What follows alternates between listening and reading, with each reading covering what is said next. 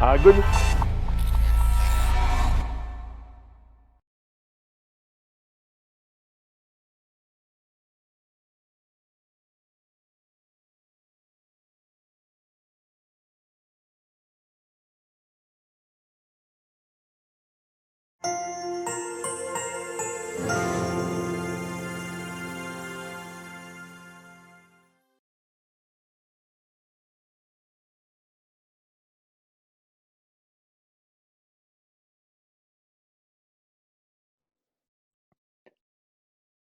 Good morning, everyone.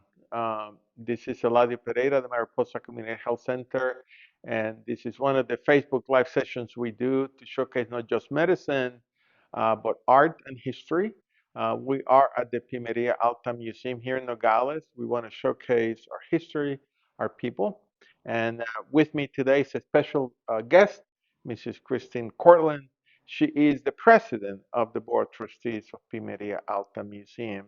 And our hope is to show around the pieces that we have, uh, and then we follow with a medical piece that Fernando Silva, as epidemiologist, and Dr. Williams will help me with. So, good morning, Ms. Cortland. Thank you so much for doing this. I'm going to give you the microphone because I've asked her to really speak about the beauty of this place, and we hope that you enjoy.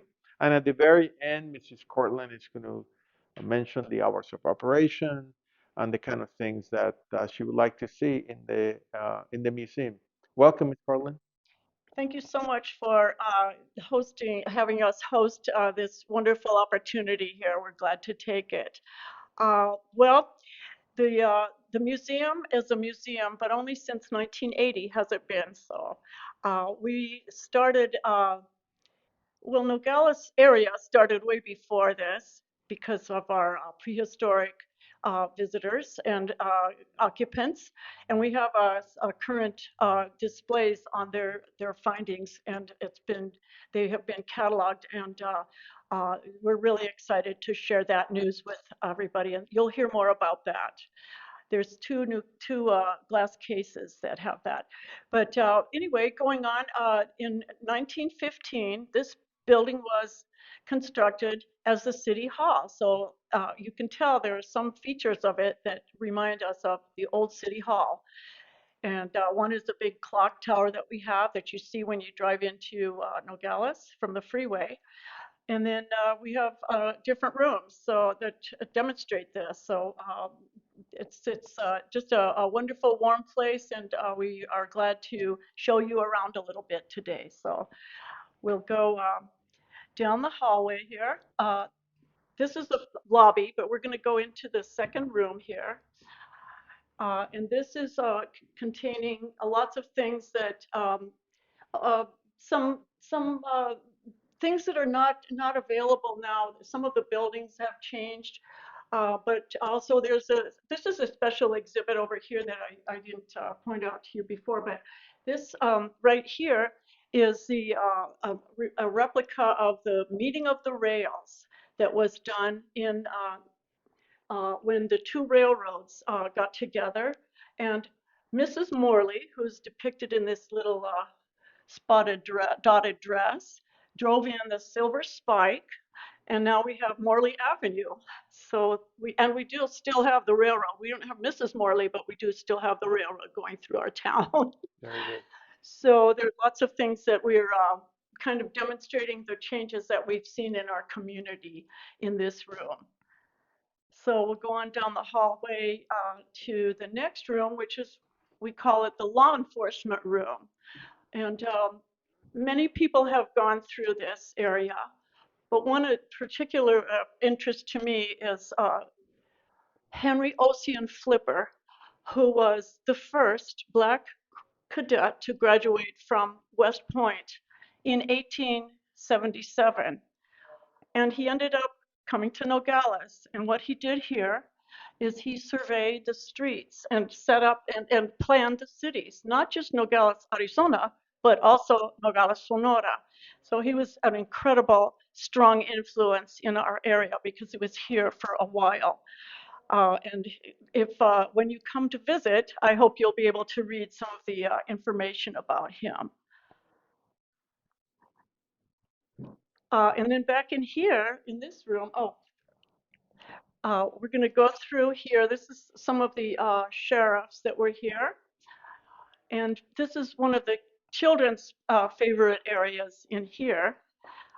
And this is where the bad guys got to stay overnight in jail.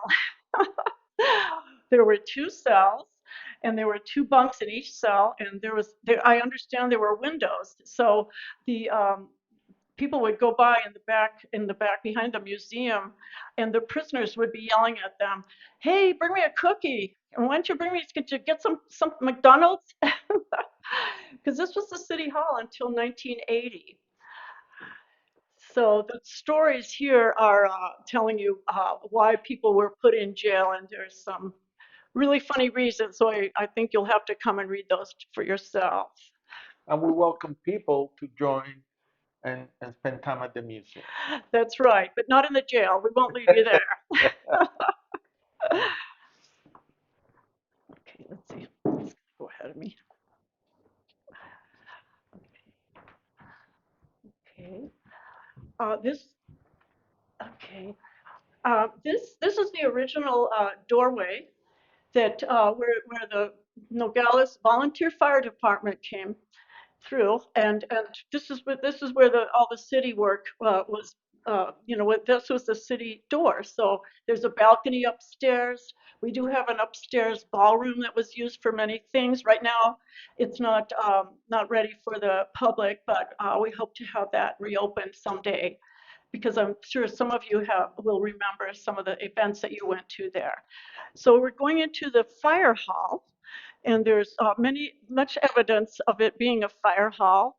Over here we have the big fire doors where the fire trucks would go in and out, and we have something that we want to show you today, and this is an old fire truck that's very interesting. That it was a hand pumper. There weren't nobody pulled this. It was pulled by hand.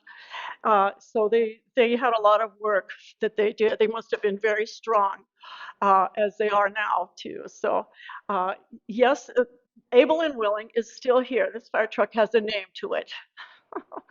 And if you look behind us here, this is where the firemen slept upstairs. That was the loft, and they came down this fire pole. That's a traditional way that firemen had.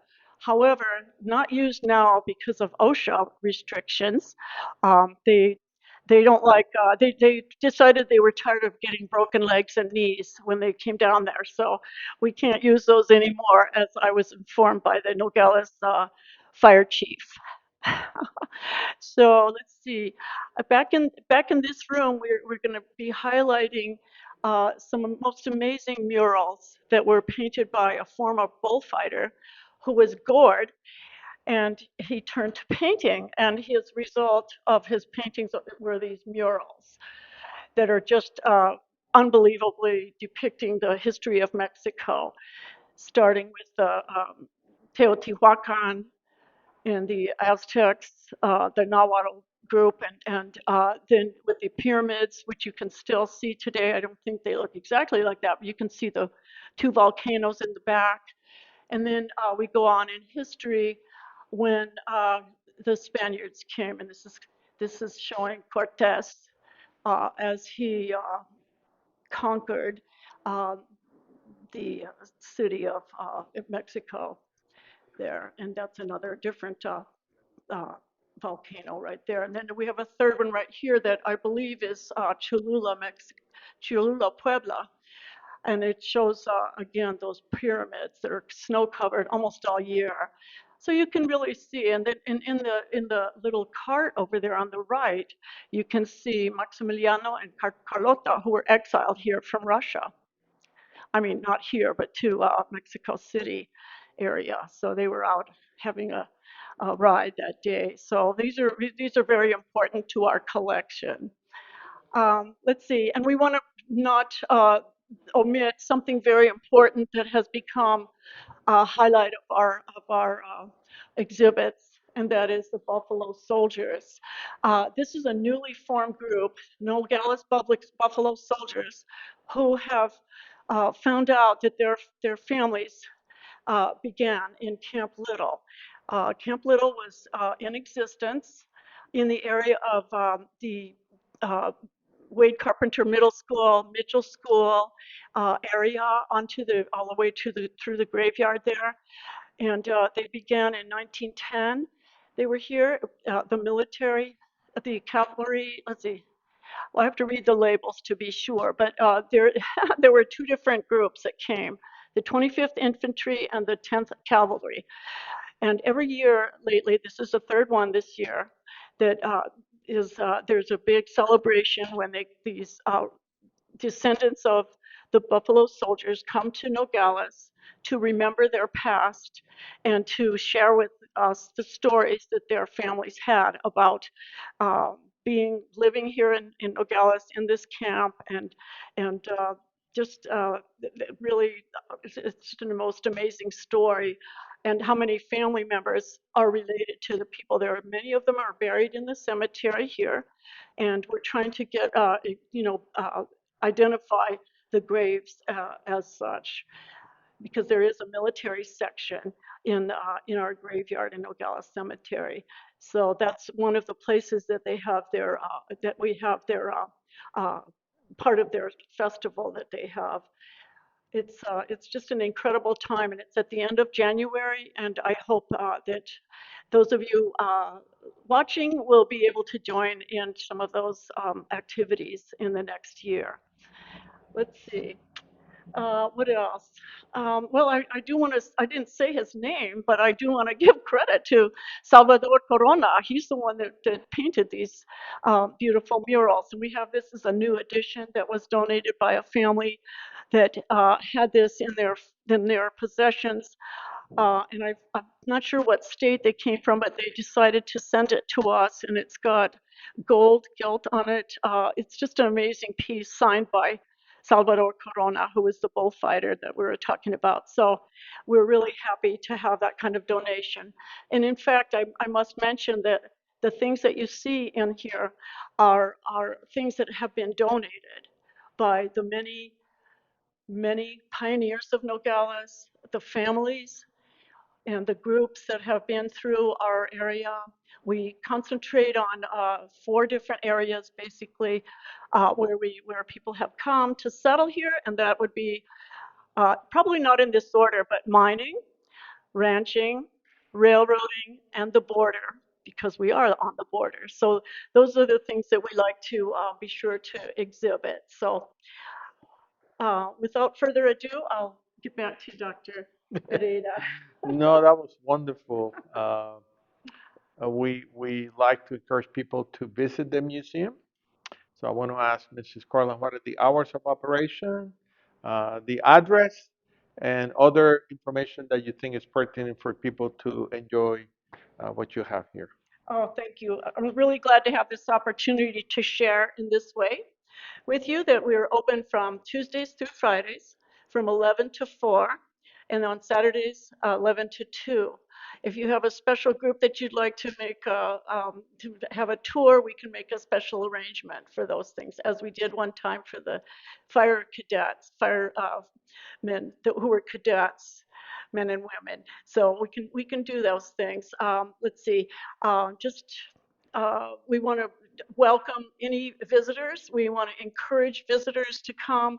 A lot of times we have family members come in that say, you know, my cousin grew up here, and I'd like to find out more about him or her. We have, somebody that donated something. Well, where is this? Where is the trunk that I donated? Well, we have wonderful objects, but unfortunately, our space doesn't allow us to put everything out at one time. So we do change our exhibits. Some things are more permanent than others. So I hope that you'll all come in, and we'd also like to encourage anyone who has any time to volunteer with us. We would be more than happy to take you and help you find the right thing that would fit with what we're trying to do. Because we are based on volunteers and membership and donations, really, and it's been that way since 1948, which is when the Nogales Pimeria, I should say, Pimeria Alta Historical Society began. And it wasn't right here that they began. They began collecting things in the old civic building, which is no longer here. But we have become what we are, and we want to continue that. And I do want to mention that we've been talking about the past and a little bit about the present. The future is right around the corner. In fact, in this room, there will be a digital lab set up because we have acquired a federal grant from Congressman Raul Grijalva, and that will enable us to digitize our archives, and we're really excited about doing that. And so, more to come. You will hear a lot more about that as we go along. So, thank you again, Dr. Pineda, and your group for inviting us, And or letting us invite you. yeah, thank you for this wonderful exhibit. We thank you for your time. This is the first half of today's session. In a moment, we'll switch to the medical piece. I hope you enjoy it. Again, this is one of the sessions we do to showcase Nogales, how beautiful we have it, the people, the history, and we hope you come to enjoy the museum. So thank you, Ms. Cortland. As always, we're very appreciative of your time. Thank you so much. All right, thank you.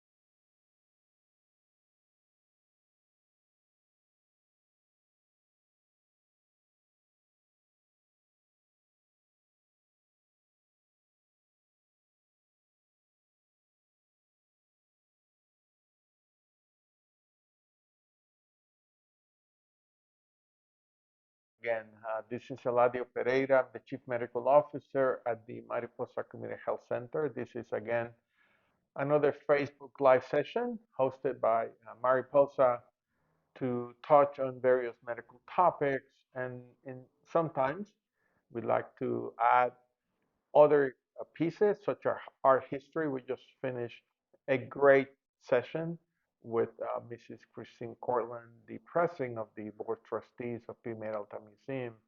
She shows some of the important pieces that the museum has for exhibit. And then we're now going to talk about some medical topics that are important nowadays. I like to introduce my colleagues, people who I work with virtually every day. Fernando Silvas from the Santa Cruz County Health Department, epidemiologist. Welcome, Fernando. Thank you. And of course, Dr. Phil Williams, our Associate Medical Director. Welcome, Dr. Thank you, Dr. Williams. And what we would like to talk about today is syphilis. The reason we chose the topic is because there is a very significant increase in the number of cases across the country. Um, and in Arizona, it's become another issue, it's become a problem. Recent data suggests that we are the number one state in cases of congenital syphilis, which is very unfortunate. Uh, so what we'd like to do is I'll touch on a little bit on the medical component of it. I'll turn it over to Fernando to speak from the epidemiology point of view. What is he seeing from the state? What are the guidelines the state is issuing? Cases that he can see locally. And of course, as a public health officer, I've asked him to touch what are the recommendations that he may have to reduce the incident. And then I'll have Dr. Williams touch on syphilis during pregnancy. He'll touch on the importance of early diagnosis, how many times we test in order to prevent congenital syphilis, which can be, of course, devastating. As we know, syphilis is a sexually transmissible infection. Um, It affects many individuals. We've seen lately there are various groups that are high risk, and Fernanda will touch on that. But it is transmitted by sex, of course. It goes through various stages. Um, a few days or months after acquiring the bacteria, you can develop an ulcer at the site of infection. We call it a chancre. Um, it's a painless ulcer. It's without pain. It could be small. It could be larger, with borders that are raised. Um, and it will stay there for a few weeks. If untreated, it will disappear. And then the patient will enter the second stage or disseminated disease, which virtually can affect any organ in the body. But clinically, what we see is the rash. It's a rash in the trunk, particularly palms and soles, but it can affect the brain, the heart, can affect various parts of the body. Um, and that sometimes could be really hard to diagnose. I think as a clinician, the rash could be a clue to the presence of syphilis, but with other organs such as kidney and liver could be a more difficult diagnosis. We're concerned about the heart, of course. We worry about the brain. And then the third stage is the one that causes long-term disability, particularly CNS syphilis. We call that neurosyphilis, and cardiovascular disease, which can affect the aorta, which is one of the blood vessels. We can diagnose the illness with a quick blood test, and I want to emphasize that blood tests should be done in for anyone. ADHS, Arizona Department of Health Services, just released a communication about testing annually, ages 15 through 44, or any other time in which a diagnosis is a concern. It's a very easy diagnosis to make with a blood test. We do the non-treponemic test called the RPR, and then we'll do the more specific treponemic test. You can do the opposite too, the reverse testing, but here we recommend the RPR followed by the FDA. Treatment is fairly simple. In terms of the actual treatment, it's become more complicated because of the shortage of penicillin. And for uh, primary, secondary, and early latent syphilis under 1 year, it's a shot of penicillin, 2.4 million units. But because of the shortage, we're now looking at alternative therapies such as doxycycline and maybe allow penicillin um, for pregnancy, which is a more serious concern. So that's the illness. Uh, that's the treatment. I'm going to turn it over to Fernando to talk about the epidemiology, then Dr. Williams congenital, and we'll finish with very specific recommendations to reduce the risk of syphilis. Fernando? Thank you, Dr. Pereira. As Dr. Pereira said, the U.S. is going through is experiencing a rise in syphilis, as is Arizona. Syphilis is an ancient illness. It's been around for thousands of years. There are reported cases 3,000 years ago. It's wreaked havoc in the past in different parts of the globe, and it's rearing its head now. Here in Arizona, we are under a syphilis outbreak currently. The reason it's an outbreak is because since 2017 to the present, it's at least more than doubled the number of cases. And in that, we've seen an increase in female cases, which results in more congenital cases overall. Um, Primarily, men seem to be overall tend to be the ones who get syphilis, but we are seeing a rise in women as well. Um, from 2020 or 2021 approximately, there was a 52% rise in congenital cases in Arizona, and as a correlation, there was a 54% rise in cases amongst women. So we are seeing those increased numbers. I know people in Santa Cruz County want to know about Santa Cruz County. Syphilis cases here remain low when you compare to other areas, but they are on the rise. They do fluctuate a little bit um, with a little 1 year and a little less another year. But if the trend continues on this year, I think we will surpass some of the numbers in the last few years. So what people can do, what we're recommending, what the state recommends, is testing. Uh, as soon as you become sexually active, testing, condom use. They're really promoting, they're training more people to be CDIs, communicable disease investigators, to reach out to folks. They want more outreach and more health education in order to reach more and mitigate the spread of the illness. So those are a few of the numbers I have. That's all I have at the moment. Great. Thank you, Fernando, for that. And then I'm going to turn it over to Dr. William to speak about maternal issues and then congenital syphilis, and then we'll end with specific recommendations. Dr. William. Thanks, Dr. Pineda. It's such an important topic. So testing, as you mentioned, Fernando, is really key. So we actually start testing moms in pregnancy. So moms will be tested at that initial prenatal visit. They'll also be tested at 28 weeks. And then they're also tested whenever they're admitted to the hospital prior to the baby being born. So, as you know, congenital syphilis is a big deal, and essentially, it's mainly transmitted when the baby is in utero, so when baby is inside a mom. You can have some transmission during a vaginal delivery, even though it's more rare. And essentially, what happens is that mom has a chancre or an infected lesion, and then the baby then becomes infected. Interesting enough, syphilis is not actually transmitted in breast milk. So moms can breastfeed. The exception is that if mom does have a chancre or a ulcer on the breast and the baby breastfeeds, then it can be transmitted to baby. So in terms of what we see in babies, congenital syphilis can cause a couple of different issues. One, it can cause what we call hepatomegaly, so enlargement of the liver. It can cause something called jaundice, which is a yellow discoloration. It can also cause something called snuffles. So snuffles is lots of nasal congestion, really thick nasal congestion. Sometimes it's bloody.